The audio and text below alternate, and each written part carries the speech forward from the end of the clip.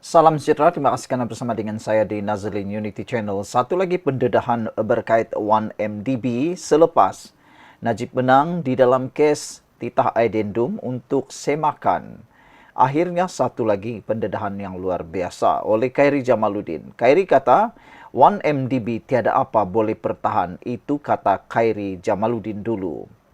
Beberapa bulan selepas UMNO tewas mengejut pada 9 Mei, Khairi Jamaluddin meluahkan perasaan yang selama ini terbuku sebagai anggota Kabinet Datuk Seri Najib Razak.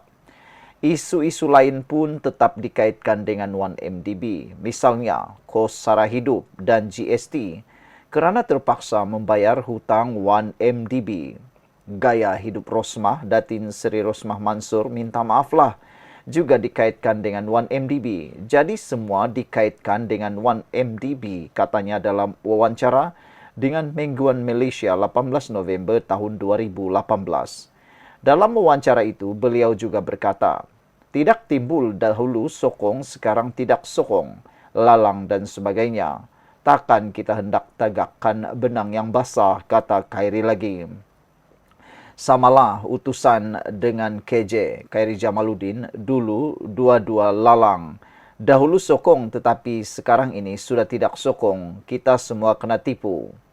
Ada lagi petikan menarik. Kalau pecat dan ambil tindakan, kerisauannya kita berpecah.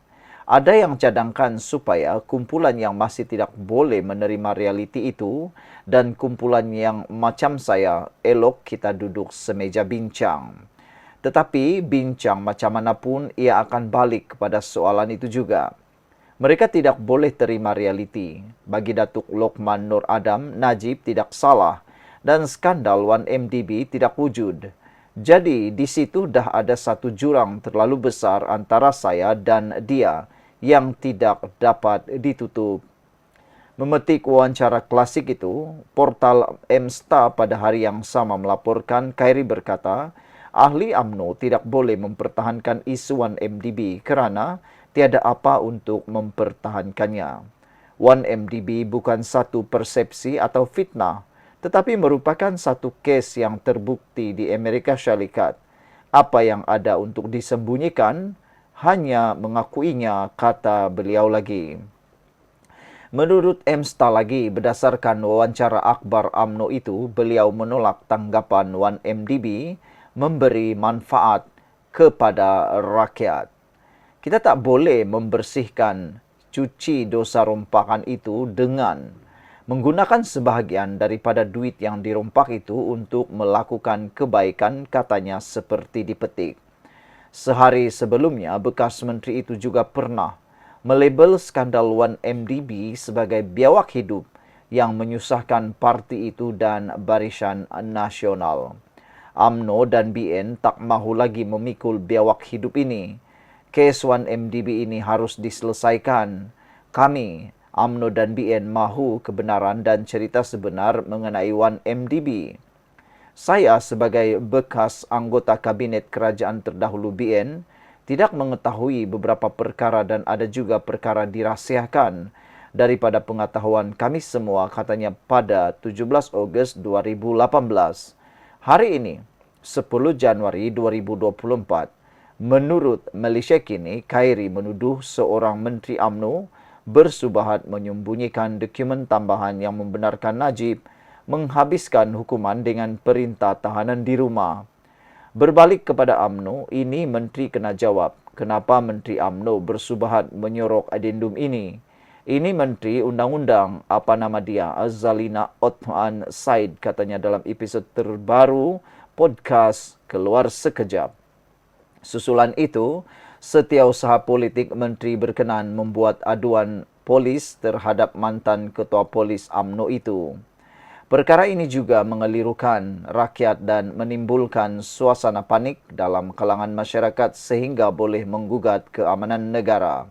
Malah penggunaan perkataan komplisit adalah keterlaluan kerana ia membawa maksud terlibat atau dikaitkan dengan perbuatan yang menyalahi undang-undang maupun tidak beretika, kata Datuk Suraya Yaakob. Selepas Azalina, giliran Setiausaha Politik Zaliha pula buat laporan polis terhadap KJ. kena inilah puncanya. Sekian dulu untuk kali ini. Jangan lupa tinggalkan komen Anda. Salam sejahtera. Terima kasih kerana bersama dengan saya di Nazlin Unity Channel. Tidak adil, kata Peguam Negara, sembunyikan titah edendum, kata pengerusi PSSC. Okey, baik. Tidak adil pada peringkat ini untuk mengatakan bahawa Peguam Negara menyembunyikan titah edendum yang membolehkan bekas Perdana Menteri Najib Razak menjalani baki hukuman penjara di rumah. Kata pengerusi jawatan kuasa, pilihan khas hak asasi manusia, pilihan raya dan reformasi institusi parlimen William Leong. Leong berkata demikian ketika ditanya, apakah jawatan kuasa itu akan memanggil Peguam Negara Muhammad Dusuki Mokhtar untuk mendapat butiran mengenai kewujudan titah tersebut. Kata beliau, kita perlu menunggu sehingga fakta lengkap didedahkan. Proses untuk pelepasan atau pengecualian keistimewaan dan atau penyaklasifikasian keperluan kerahasiaan harus dibenarkan diteruskan, supaya fakta penuh dapat diketahui sebelum sebarang kesimpulan dibuat, katanya kepada Malaysia Kini hari ini. Ketika ditanya sekali lagi apakah Dusuki akan dipanggil, Leong menjawab, seperti yang saya katakan, kita perlu melihat fakta yang akan didedahkan sebelum mempertimbangkan untuk mengadakan prosiding jawatan kuasa ini, kata beliau lagi. Titah edendum berkaitan penahanan dalam rumah House Arrest Datuk Seri Najib Tun Razak telah tersebar berkait daripada Majlis Kesultanan Pahang. Menurut sepucuk surat daripada Istana Pahang bertarikh 4 Januari 2025 yang dihantar kepada anak Najib iaitu Nizar dan kemudian ke Mahkamah Rayuan pada 6 Januari, Sultan Abdullah menitahkan bahawa bekas Perdana Menteri itu hendaklah menjalani baki hukuman penjaranya sebagai tahanan rumah seperti yang dinyatakan dalam titah tambahan diraja bertarikh 29 Januari 2024. Mahkamah Rayuan kemudian membenarkan rayuan Najib berhubung keputusan Mahkamah Tinggi yang menolak permohonan semakan kehakiman untuk memaksa kerajaan melaksanakan titah edendum tersebut.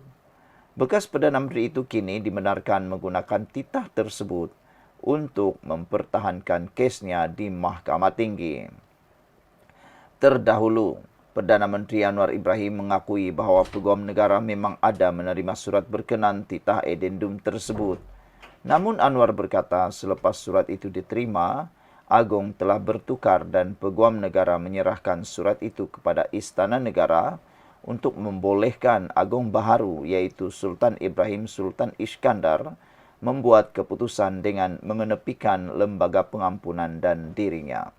Sehubungan itu, Leong membangkitkan persoalan tentang keabsahan edendum tersebut dari sudut perlembagaan jika ia wujud. Ahli Parlimen Selayang itu menegaskan bahawa berdasarkan perkara 40 dalam kurungan 1A Perlembagaan Persekutuan, Agung perlu bertindak atas nasihat yang dalam kes ini adalah nasihat daripada lembaga pengampunan. Tambahan pula, perkara ini sedang dibicarakan di mahkamah dan isu-isu berkaitan sedang dipertimbangkan oleh mahkamah. Hormatilah prosiding mahkamah. Semua ini adalah isu yang sangat menarik dan mendebarkan. Tetapi kita perlu bersabar dan berlaku adil kepada semua pihak yang terlibat, tegasnya lagi. Isu perlembagaan pada 6 Januari, Menteri Dalam Negeri Saifuddin Nasution Ismail berkata, Jabatan Penjara tidak pernah menerima titah edendum tersebut. Dia menegaskan bahawa jabatan itu hanya menerima arahan mengenai pengurangan hukuman terhadap bekas Perdana Menteri Najib Tun Razak. Saudara-saudara sekalian, apa pula pendapat anda untuk isu kali ini tentang itu? Pada 6 Januari itu, Menteri Dalam Negeri telah menegaskan bahawa Jabatan Penjara tidak pernah menerima titah edendum tersebut. Dia juga menegaskan bahawa jabatan itu hanya menerima arahan mengenai pengurangan hukuman terhadap bekas Perdana Menteri itu. Pada 8 Januari, bekas Ahli Majlis Tertinggi Bersatu Muhammad Faiz Naaman mengingatkan bahawa pelaksanaan titah addendum tersebut boleh mencetuskan krisis perlembagaan kerana ia mungkin dikeluarkan tanpa melalui lembaga pengampunan. Muhammad Faiz berkata, ia akan mencipta duluan di mana seorang banduan elit atau istimewa diberi layanan khas dalam pengurangan hukuman mereka. Dengan titah dikeluarkan oleh pihak istana tanpa melibatkan lembaga pengampunan dan peruntukan perlembagaan yang ada. Dan peruntukan perlembagaan yang berkaitan dengannya, kata beliau lagi. Jadi saudara-saudara sekalian, yang paling bahaya di dalam hal ini ialah apabila bekas ahli majlis tertinggi bersatu Muhammad Faiz Naman menyatakan bahawa pelaksanaan titah addendum tersebut boleh mencetuskan krisis perlembagaan kerana ia mungkin dikeluarkan tanpa melalui lembaga pengampunan. Muhammad Faiz berkata ini akan mencipta duluan di mana seorang banduan elit atau istimewa diberi layanan khas dalam pengurangan itu. Sekian dulu untuk kali ini. Jangan lupa tinggalkan komen Anda.